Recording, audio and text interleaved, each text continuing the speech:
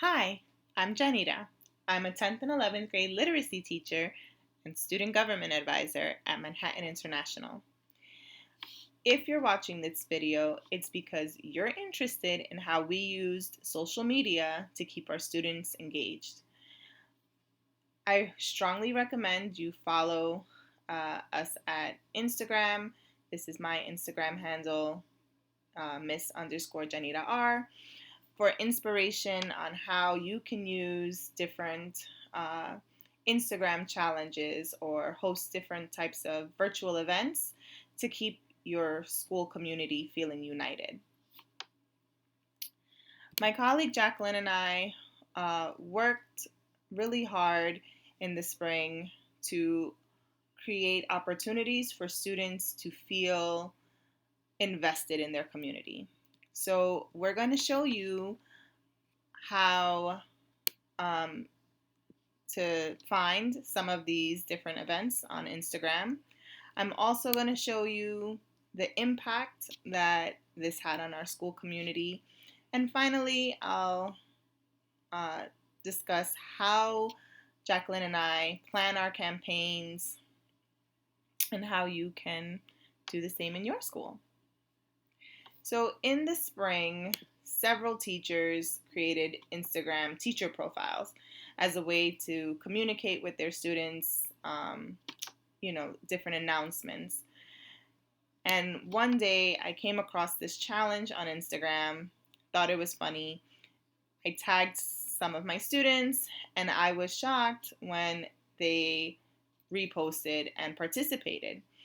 They were really excited. They were tagging each other, and they came into class the next day talking about the challenge and asking me to post more.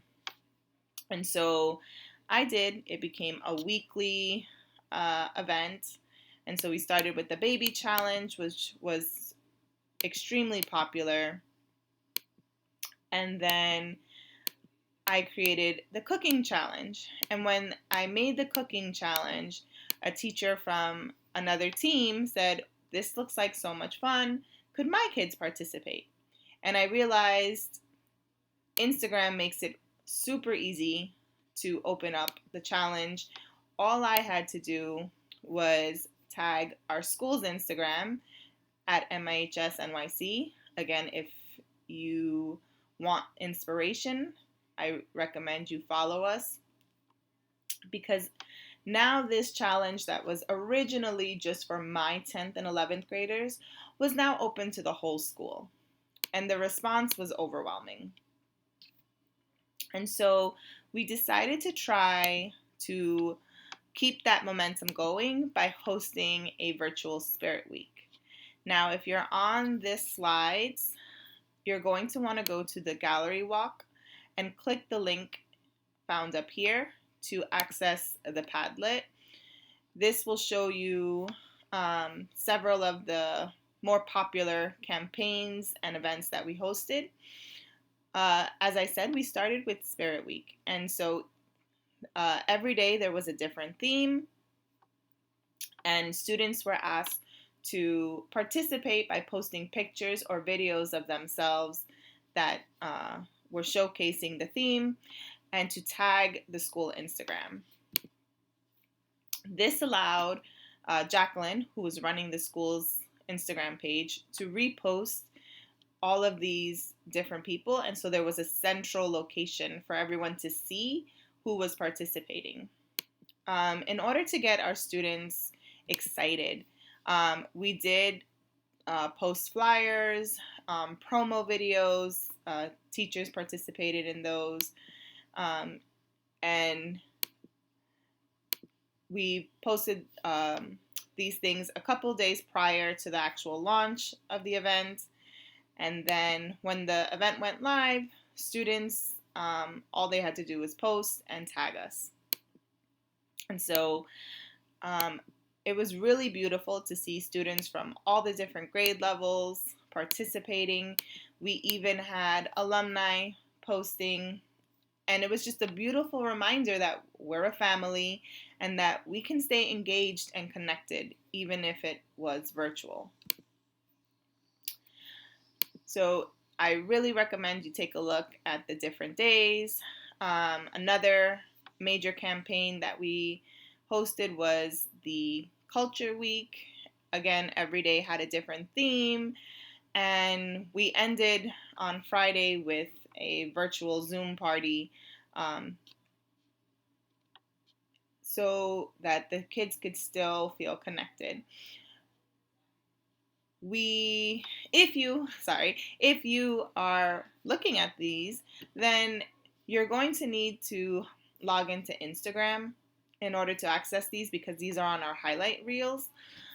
But if you don't have Instagram, don't fret. You can also check out our challenges. So in between these like major campaigns, we also created a spirit squad. And what that meant was that we had students and teachers who met to discuss, okay, what challenge would we like to recreate? Um, and so the students would take their videos and send them to Jacqueline and I to edit, and kind of run it through TikTok to make it more visually appealing for teenagers. And we would post those, and students would comment, repost, or recreate the videos. And it was just a really fun activity for our students.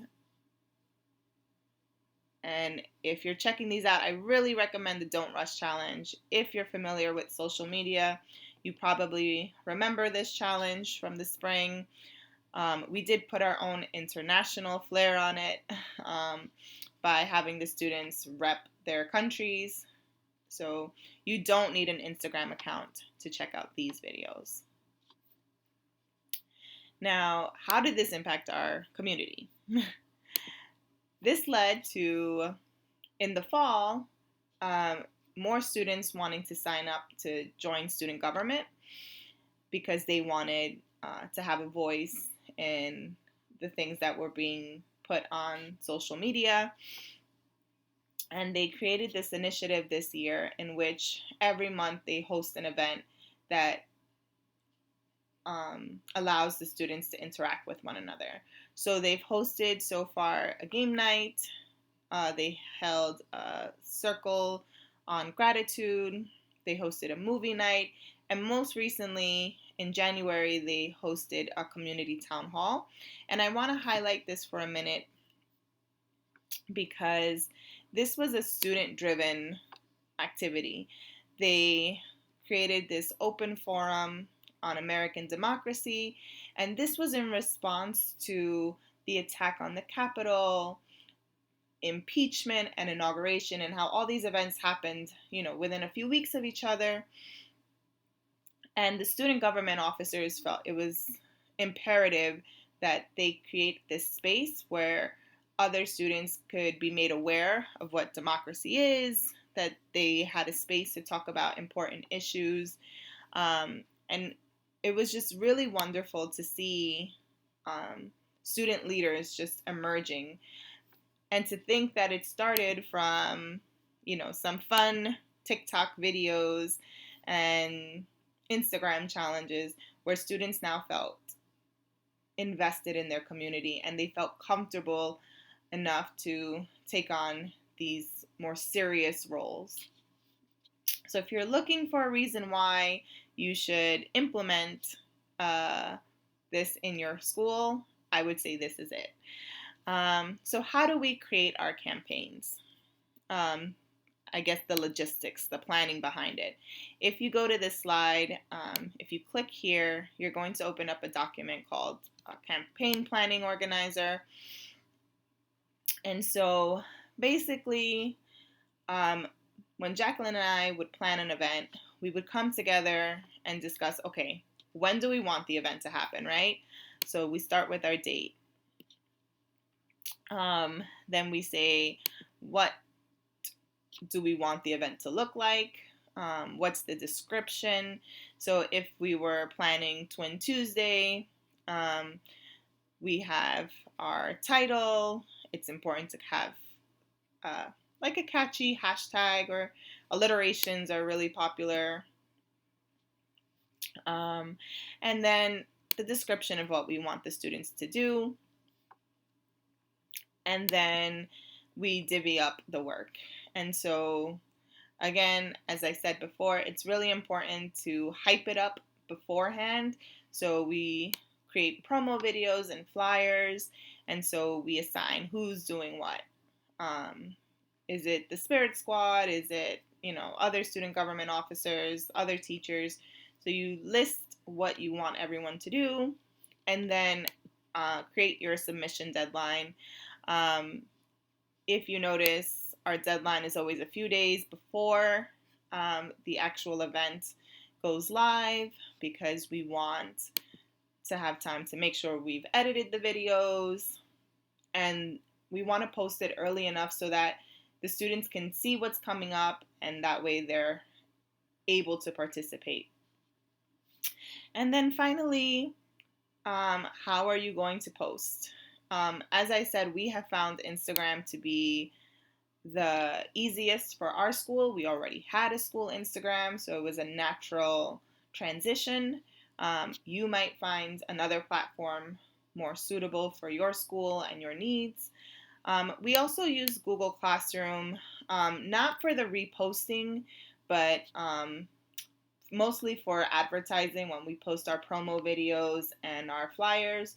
That way teachers can share it with their students during advisory or during class time. And so that's how we create our events. So we've left a space here for you if you are trying to make your own event. I recommend starting small. However, if you're feeling very ambitious, you can try a week-long campaign. And that's basically it. Again, if you have questions or you're looking for more inspiration, please do not hesitate to follow me on Instagram, follow our school Instagram, or email us. I'm totally okay with answering emails. I hope this is helpful, and good luck.